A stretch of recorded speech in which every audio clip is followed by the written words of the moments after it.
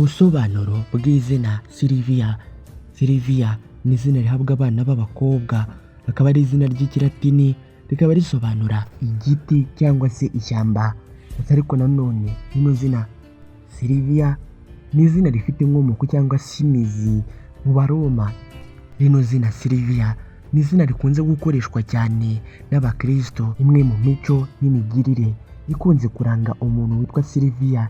Sylvia akunze kurangwa no gutuza cyane ku buryo ugira ngo ntabwo ajya asaragurika.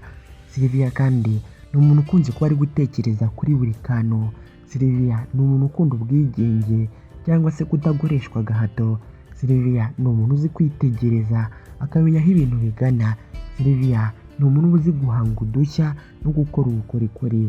Sylvia ni umuntu uzi kwiyoroshya. Sylvia akunze kuba ari umuntu ufite amarangamutima akomeye ku buryo kumuvana ku izima ari ikintu cyakurushya.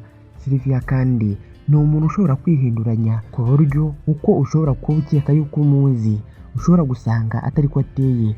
Sylvia kandi ni umuntu ukunda amahoro. Sylvia ni umuntu uzi kwihangana cyane. Sylvia rimwe na rimwe akunze kuba ari kwiyumvira. Sylvia kandi ni umuntu uzi gushyira mu gaciro cyangwa se akamenya gushyira ku munzani ibintu. Sylvia akunze kuba ari umuntu w'umwizerwa, kandi Sylvia ni umuntu ugira amarangamutima menshi cyane kandi akagira n'urukundo rwinshi. Gusa niba witwa Sylvia ugirwa inama yo kutajya uceceka rimwe na rimwe mu gihe bibaye ngombwa yuko uvuga. Ikindi kandi rimwe na rimwe ugomba kujya wirinda kwivanga cyane cyane mu matiku, kandi nanone n'ubu umuntu unenga cyane abantu. Rino zina Sylvia ni izina ryakunze gukoreshwa cyane mu Butaliyani, muri Leta Zunze Ubumwe za Amerika ndetse no mu Bwongereza.